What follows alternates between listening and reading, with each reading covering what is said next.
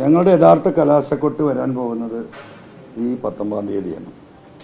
അത് വൈകുന്നേരം 6 മണിയോട് കൂടിയിട്ട് ആ കലാശക്കൊട്ട് നിലമ്പൂരിലെ സാധാരണക്കാരായ ജനങ്ങൾ പിണറായിസത്തിൻ്റെ ശവപ്പെട്ടിയുടെ അവസാനത്തെ ആണി നിലമ്പൂരിൽ നിന്ന് വളരെ വൃത്തിയായിട്ട് അടിക്കും.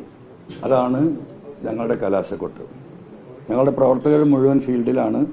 പരിമിതമായ പ്രവർത്തകരാണ് ഞങ്ങൾക്കുള്ളത്. അവരെ ഇന്ന് ഈ നായാട്ടിന് വിടണ്ട എന്ന് തീരുമാനിക്കുകയാണ് ഞങ്ങൾ ചെയ്തത്. 2, ഈ മഴയുമായി ബന്ധപ്പെട്ട് വലിയ ട്രാഫിക് ജാമുണ്ട്. മിനിയാന്ന് തന്നെ ഏകദേശം 7 മണിക്കൂർ, 3:30 മണിക്ക് തുടങ്ങി രാത്രി നമ്മൾ 10 മണിയോട് കൂടിയാണ് 9:50-നാണ് അവസാനിപ്പിക്കുന്നത്. 6.5 മണിക്കൂറോളം CNG റോഡ് ബ്ലോക്കായിരുന്നു. അതിൽ തന്നെ എനിക്ക് അങ്ങേറ്റത്തെ വിഷമമുണ്ട്. ഇനിയും വീണ്ടും അത്തരത്തിലുള്ള ഒരു അവസ്ഥയിലേക്ക് പോകരുത് എന്ന ഒരു താല്പര്യം കൂടി അതിൻ്റെ പിന്നിലുണ്ട്. ഇതാണ് 1ഉം 2ഉമായിട്ട് പറയാനുള്ളത്. 3ാമത്തെ കാര്യം, നിങ്ങൾ കൂടെ ശ്രദ്ധിക്കേണ്ട ഒരു കാര്യം, ഈ ഉപതെരഞ്ഞെടുപ്പ് 9 വർഷത്തിന് ശേഷം ഈ ഗവൺമെൻറ്, പിണറായി ഗവൺമെൻറ്റിൻ്റെ 9ാം വാർഷികം ആഘോഷിക്കപ്പെട്ടു. 4 എന്ന് പറയുന്നുണ്ട്, എന്തായാലും 9 വർഷമല്ലോ. 2ാം പിണറായി ഗവൺമെൻറ്റിൻ്റെ ഭരണത്തിൻ്റെ വിലയിരുത്തലാകും ഈ തെരഞ്ഞെടുപ്പ് എന്ന് CPMയുടെ പാർട്ടിയുടെ സംസ്ഥാന ജനറൽ സെക്രട്ടറി സഖാവ് ഗോവിന്ദൻ മാഷ് ഉൾപ്പെടെ ഇവിടുത്തെ ജനങ്ങളോട് നിങ്ങളുടെ ചോദ്യത്തിന് ഉത്തരമായി പറഞ്ഞിട്ടുള്ളതാണ്. പലരും പറഞ്ഞിട്ടുണ്ട്.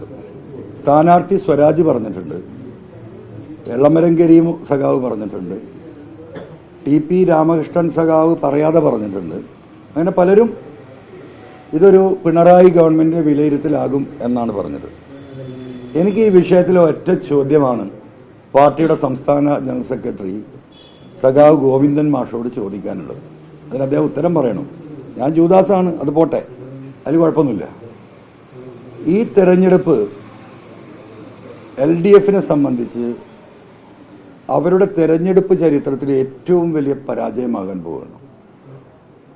അവരുടെ എല്ലാ മെഷീനറിയും 99 98 MLAമാരും മുഖ്യമന്ത്രി അടക്കമുള്ള മുഴുവൻ മന്ത്രിസംഘവും അവരുടെ മറ്റു തൊഴിലാളി പ്രസ്ഥാന നേതാക്കളും അവരുടെ കോർപ്പറേഷൻ മേയർമാരും അവരുടെ ജില്ലാ പഞ്ചായത്ത് പ്രസിഡന്റുമാരും തുടങ്ങി അവരുടെ പഞ്ചായത്ത് പ്രസിഡന്റുമാരുൾപ്പെടെയുള്ള മുഴുവൻ ശക്തിയും ഉപയോഗിച്ചാണ് ഈ തെരഞ്ഞെടുപ്പിനാണ് നേരിടുന്നത്.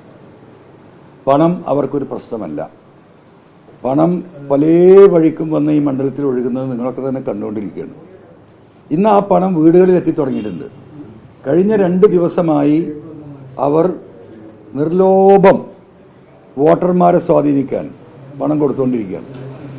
അതിൽ ഏറ്റവും അത്ഭുതകരമായ കാര്യം, LDFന്റെ എതിർത്ത് വോട്ട് ചെയ്യുന്നവർക്ക് മാത്രമല്ല പണം കൊടുക്കുന്നത്, LDFനോടൊപ്പം നിൽക്കുന്നവർക്കും CPMനോടൊപ്പം നിൽക്കുന്നവർക്കും പണം കൊടുത്ത് വോട്ട് വാങ്ങുന്ന ദയനീയമായ കാഴ്ച ഇവിടെ കണ്ടുകൊണ്ടിരിക്കുകയാണ്.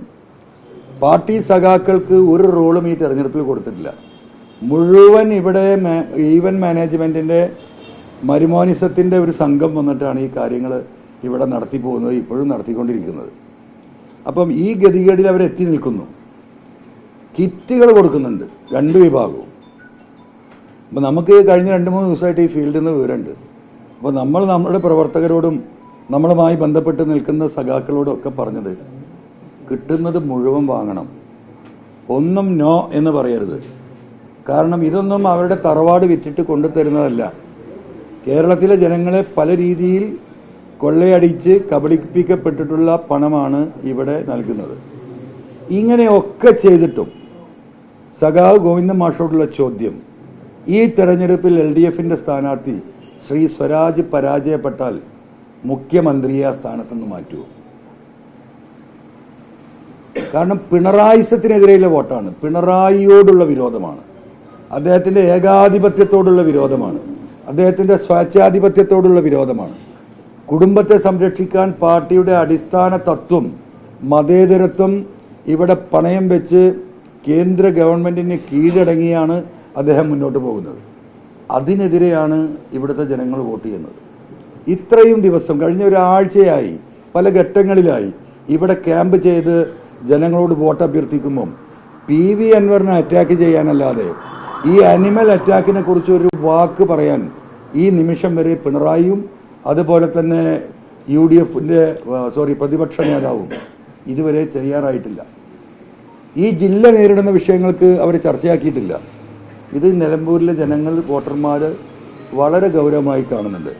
അതുകൊണ്ട് ഈ ഗവൺമെൻറ്റിൽ ജനങ്ങൾക്കുള്ള വിശ്വാസം അടിവരയിട്ടുകൊണ്ട് അവർ അതിനെ പരാജയപ്പെടുത്തുമ്പോൾ ഒരു മുഖ്യമന്ത്രി മാറണ്ടേ? ധാർമ്മിക ഉത്തരവാദിത്തം എന്ന് പറയുന്നൊരു സംഭവം ഉണ്ടല്ലോ. ആ ധാർമ്മിക ഉത്തരവാദിത്തം മുഖ്യമന്ത്രി ഏറ്റെടുത്തില്ലെങ്കിൽ അദ്ദേഹത്തോട് മാറി നിൽക്കാൻ പറയാനുള്ള തൻ്റെ ഇടം CPM-ൻ്റെ സംസ്ഥാന കമ്മിറ്റിക്കും അതിൽ ഉത്തരവാദിത്തപ്പെട്ടവർക്കുമുണ്ടോ എന്നതാണ് എൻ്റെ പ്രധാന ചോദ്യമായിട്ടുള്ളത്.